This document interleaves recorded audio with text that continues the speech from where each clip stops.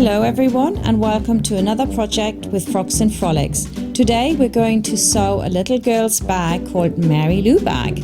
There are 5 different ways to put the bag together. 2 of them include zip insertions and 3 of them don't. So in order to find the right bag for you, I would suggest that you watch the introductory video, and the link to that can be found at the end of this video. If you've already made some bags, especially my bags or even this bag, and you say, yes, I want to make it with a zip and I want to learn something different, then this is great for you because it shows you a different method, working from the top down instead of from the bottom up. You've got a contrast fabric for the flap. Then we've got that lovely recessed zip, this time again different to the other bags I've made. And we've got a base, and I used the same fabric as I did on the shell, and that's quite nice. But if you are a beginner, then this might not be the right thing for you. It adds to the confusion rather than make it easier. So I would then recommend the classic Mary Lou bag first for you. So what do you need for the bag? First of all, you need volume fleas to make the bag a little bit stiffer.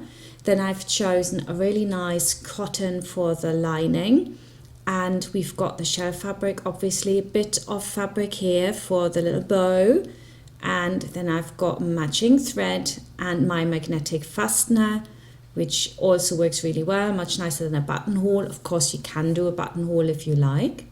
And finally, just an open zip.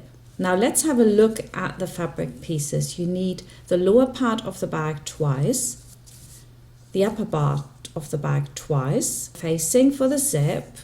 The flap I did both in the contrast and the main fabric, and also the volume fleas. Then I've got the volume fleas also in the lining, and then the lining fabric, and also the lining fabric again twice for the facing, the handles twice, and then I've got some extra fabric to make my base. And I've got magnetic fasteners. You could of course use a buttonhole, and then you would need a button and your zipper.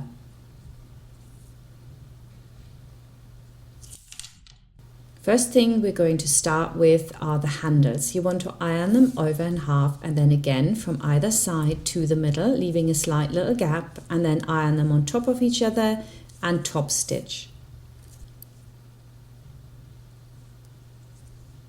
The top stitching should be quite wide, so choose the stitch length 3.5 for this. Go all the way to the end, and then with the needle down you can just turn and come back up the other side.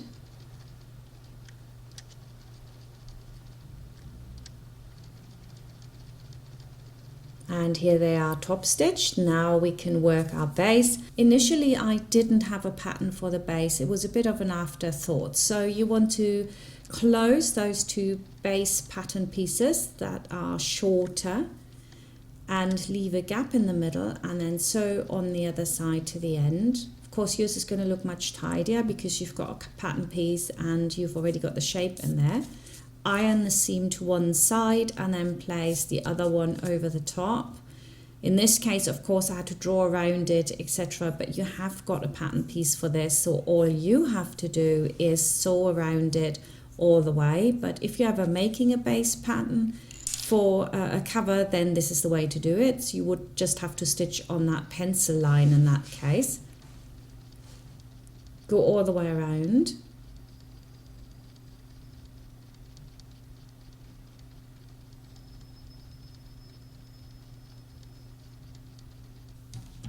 And now we can just cut off the seam allowance. So you can see here that if you didn't have a base cover but you wanted to add it to a different bag, this is how you do it. Just cut the rest off, and then we want to turn this and iron it really neatly, and then of course we can just stick our base into this little cover. You need to just fold it over there, it doesn't really want to go in very easily. And then you can sew this shut, or you can leave it. And if you're like me, you just leave it because it's facing down. Next we're going to do our flaps, so put your volume fleece on top with the sticky side facing the wrong side of the fabric, iron it on, and now we're going to mark our magnetic fastening, and then once we've marked that, we just put 2 snips in there so that our magnetic fasteners arms can just go through that. So I'm marking exactly where those little arms are, because actually all the fasteners come in different sizes. You might have chosen a bigger one and then my instructions wouldn't be quite in the right position, so check that please. Fold the arms apart, and that's it basically. Beautiful.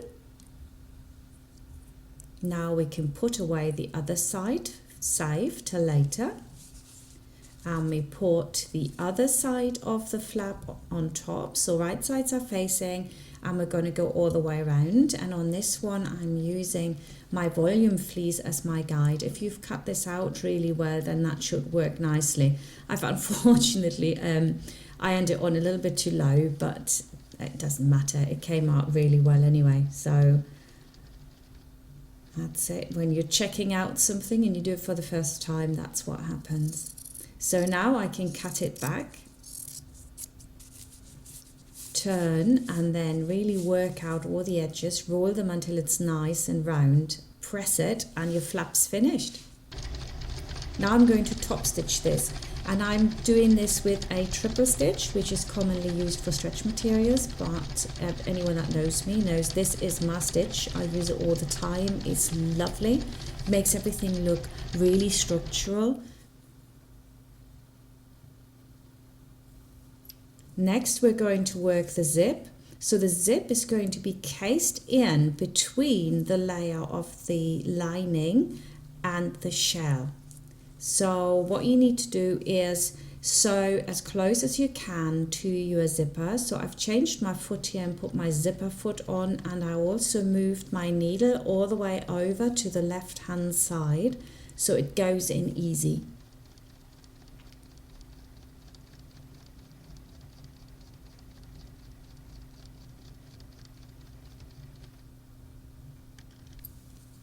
Now that that's done, I've ironed it away from the zip, and I'm doing the other side. So on the other side, I have now, of course, the side that I've just done as a measure, so that's quite good. So I pin that on, and you can also see here that it makes good sense to have a zip that's a little bit longer than what you actually need, because then it's much easier to work with it. So I've done the same again. I've sewn it on.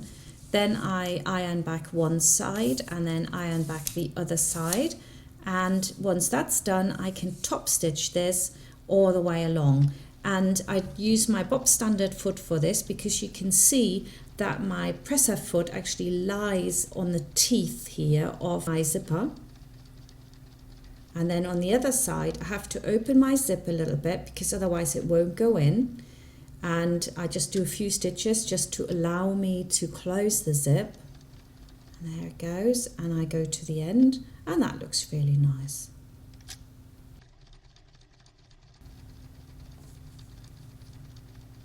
Again, make sure that your stitch length is quite long, 3.5, and we're done with this.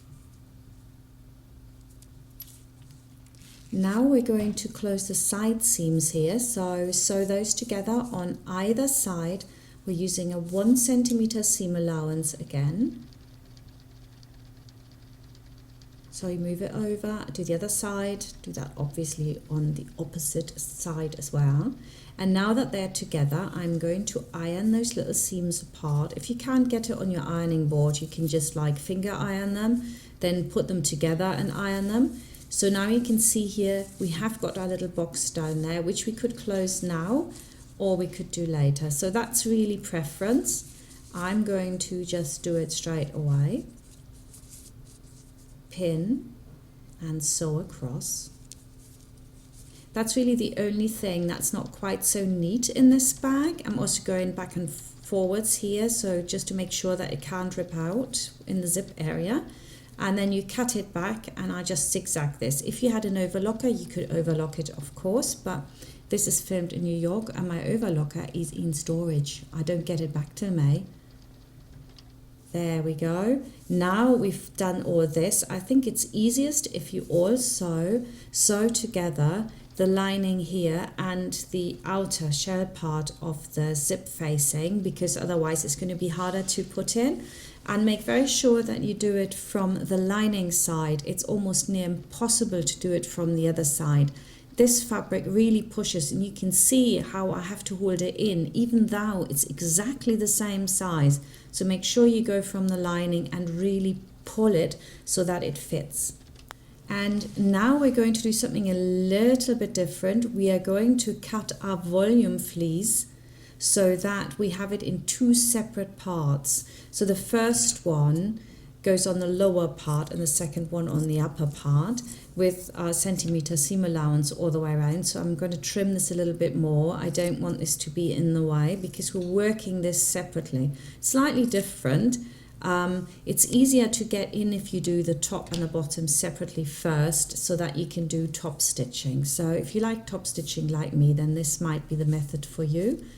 And when that's done, we can close our side seams, but make sure that you don't close the lower part. That stays open, just the side seam. 1 centimeter seam allowance.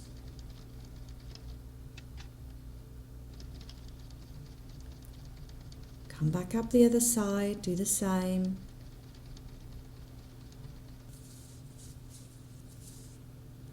We can now go on and top stitch either side. You do it from the inside, push the pieces apart, and then go all the way down, turn and come back up, and do that on both the lower part of the bag and the upper part of the bag. It's very, very difficult if this was already joined like I have done on the other bags to actually do the top stitching, so this does make it a little bit easier, this method.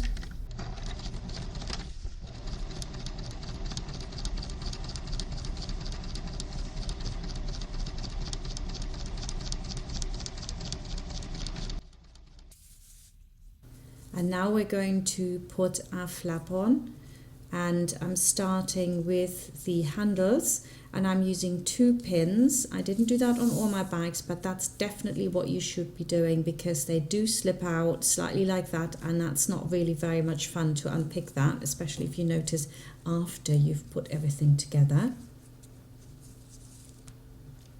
Flap just goes into the middle. Make sure that the contrast is facing up. Again, 1 pin on either side. Do the same on the back.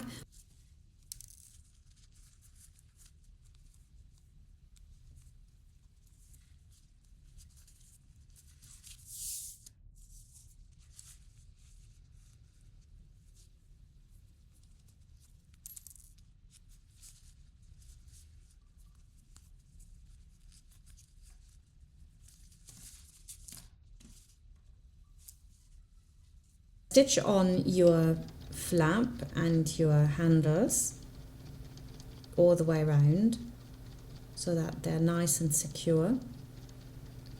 Now I'm going to do my lining, and again I just close the side seam and I leave the lower part open. Don't close this.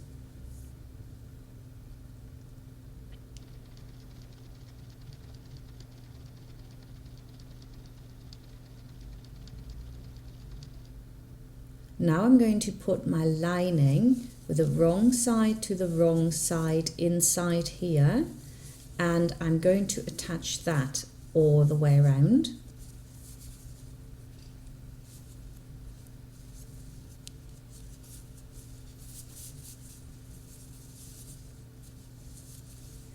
And now over the top of that I can place my facing for the zip. This time it's right sides facing each other, and I like working like this actually because I don't have all of the other bag hanging on it already, and it makes it a little bit easier. And with the bottom open I can slide it all on.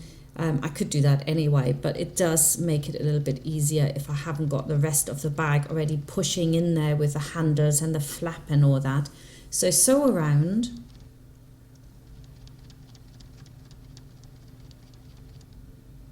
centimeter seam allowance, and you can see me really pulling it to the back and the front. So obviously not pulling it so that the stitching is uneven, but pulling it to allow the machine to transport it evenly.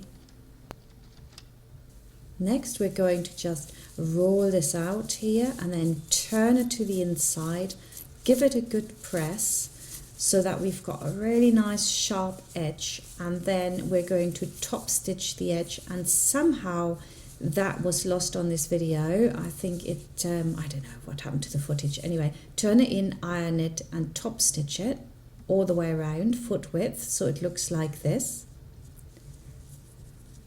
And now I can put the lower part on. So what I'm doing here is just sliding it with the right sides together onto this part now.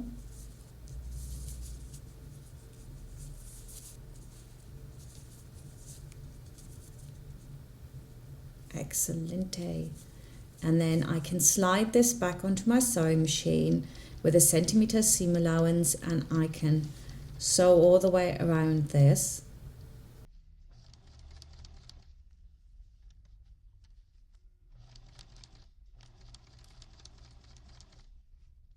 I'm just going to pull this apart, and it's like a little skirt actually now. Top stitch again, and because it's all open, it's so easy. So I'm just pushing this back on, seam allowance facing the lower part of the bag, and with my 3.4 I'm going to top stitch that.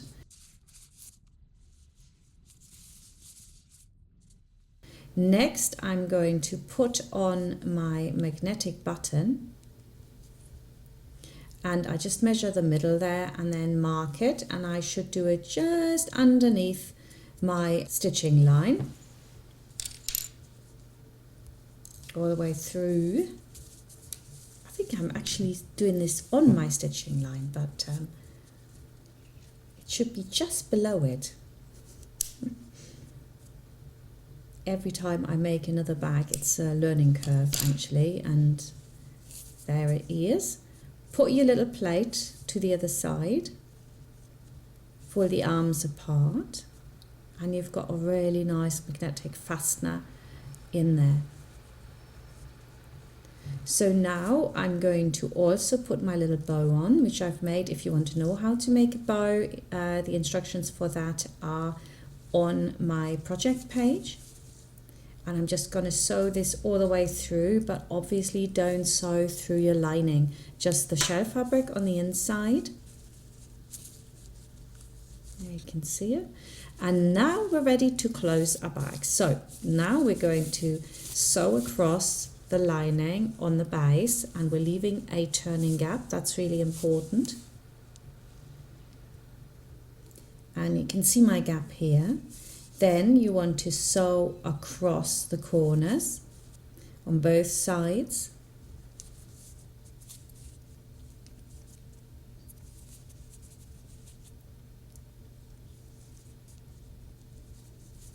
Make sure it's nice and straight.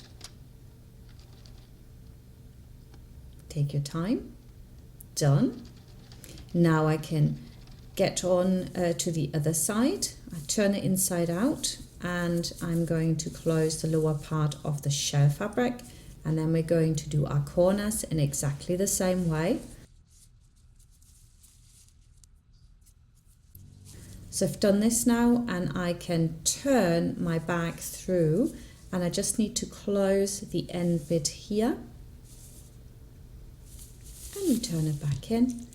I can put my base in, and my bag is finished. Brilliant.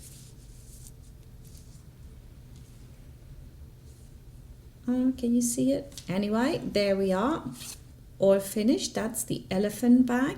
There are of course 4 more bags with separate videos that you can watch. Some are more in detail on frocksandfrolics.com. The project page is called Mary Lou's Bag. See you next time. Bye.